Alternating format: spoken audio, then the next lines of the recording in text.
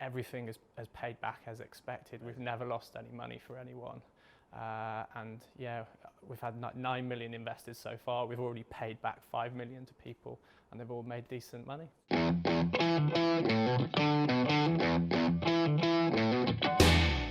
Tom from Propio, thank you so much for coming on the show. Great to be here.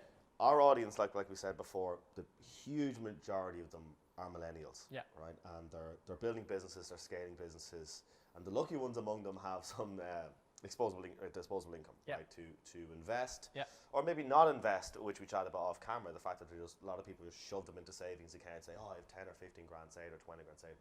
Brilliant, but they can be a lot smarter with their money, which a lot of them aren't being. So you've built out this platform. Tell us a little bit about how it works. It's property, obviously, people are going to get from the name. Yeah, so we enable people to invest in property on the phone through an ISA, and you can do it from 100 quid, and it's built really for people who've never invested before or never invested in property before, but like the idea of it.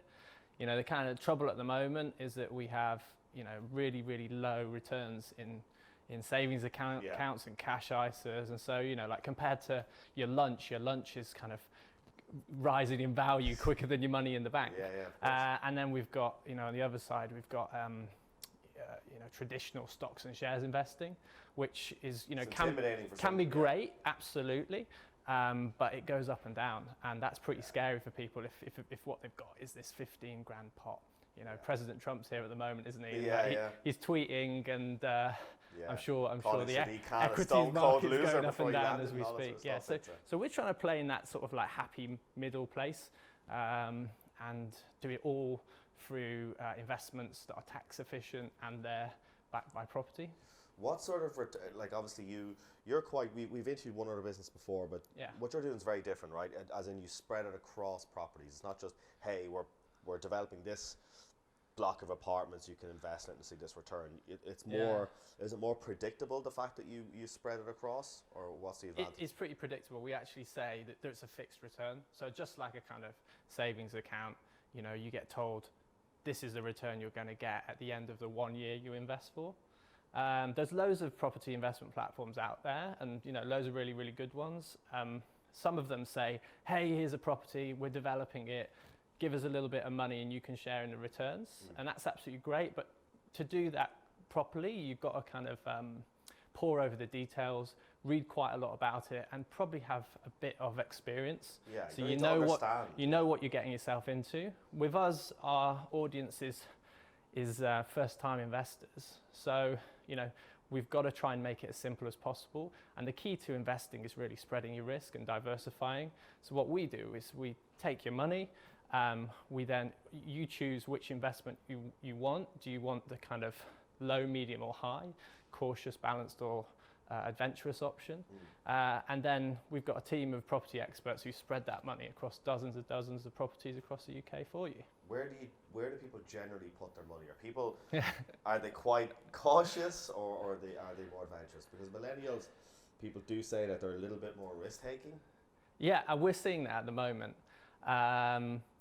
I guess it's because also we're quite new, and early adopters are also a little bit more adventurous people as well. Yeah, of course. But yeah, we've basically got 3 doors. You know, you got your low, medium, high, and most people, unfortunately, in this country are actually in the middle. Well, so right. most people go for the middle option because they're like, well, I'm not. It's like when you pick a bottle of wine off a wine list. You said off camera that you have built the business for millennials, right? Yeah. What's the rules and regulations? Can you advertise anywhere when it comes to investing in property? Can you use Instagram, Facebook? There's no rules and regulations. Yeah. So we can use any channel, which is great, and we do use loads of different channels. We've been on the tube. We use quite a bit of digital. Okay. Instagram is a big place for us as well. But you know, for us, it's absolutely clear that we're an investment platform. You know, you are taking a risk with your money. And so we have to be fair and balanced and not misleading. So we can't say, you're going to make loads of money, everything's absolutely fine.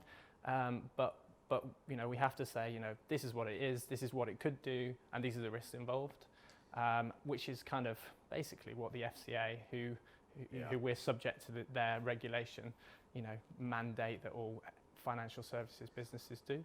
What was because it's super interesting, because we've asked quite a few people this, what was the tube advertising like versus online? Because The last person we asked about this was a vegan condom company. Right? Really? Randomly enough. Yeah, doing really well. Super niche.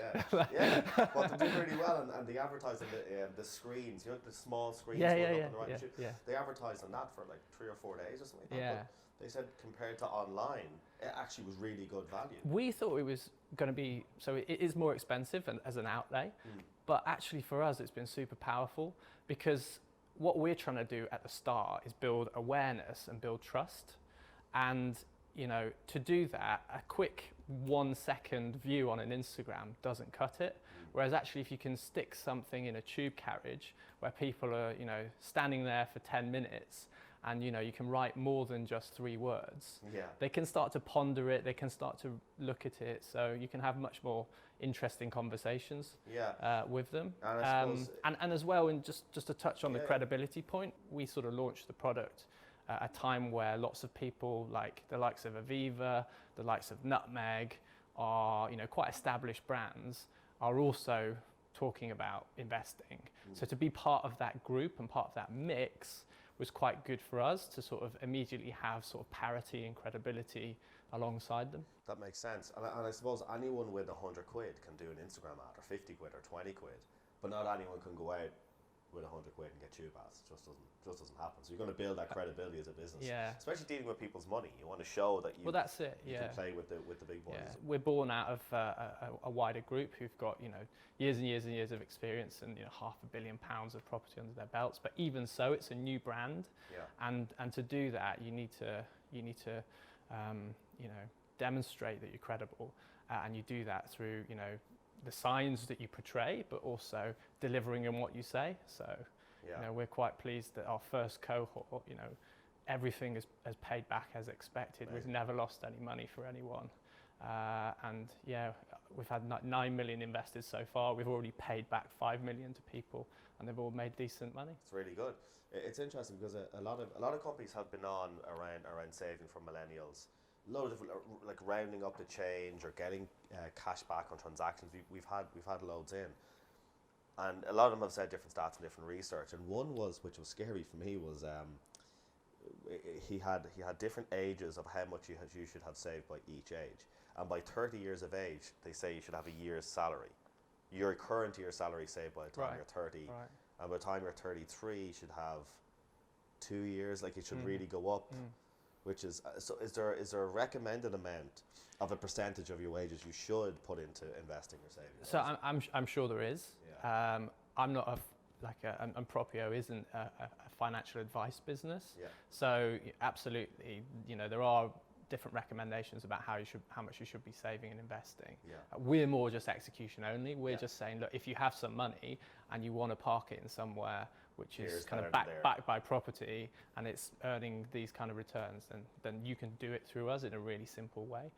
But to touch on that point, there was a really interesting book written recently called The 100-Year Life, and it basically explores the fact that we're all, you know, there's an aging population, we're all living longer, and, you know, the current crop of pensions and investment products and all that kind of stuff were designed for people who were like, you know, retiring in the 60s and dying in the 70s. So, you know, 20, 30 years now. Yeah, exactly. You've got the extra 20, 30 years where you might have to like fund your life. You need to be thinking about this stuff earlier than maybe your parents did. Yeah, of course. No, it's. I love all this because it's super interesting. It's also interesting for the audience. If they do want to find out more, where's the best place for them to go find out more? Propio.com. That's our website, and actually we're launching our app over the next 2 months. So App Store, Android as well. So it should be pretty. But web browser for now, they can go on, they can sign up. Yeah, we've got. Yeah, absolutely. It takes sort of 5 minutes to sign up, and it's all kind of mobile friendly as well. So most people just use a phone. Handy, good stuff, Tom. Thanks so much for coming in. Great to see you. Cheers. Thanks a lot.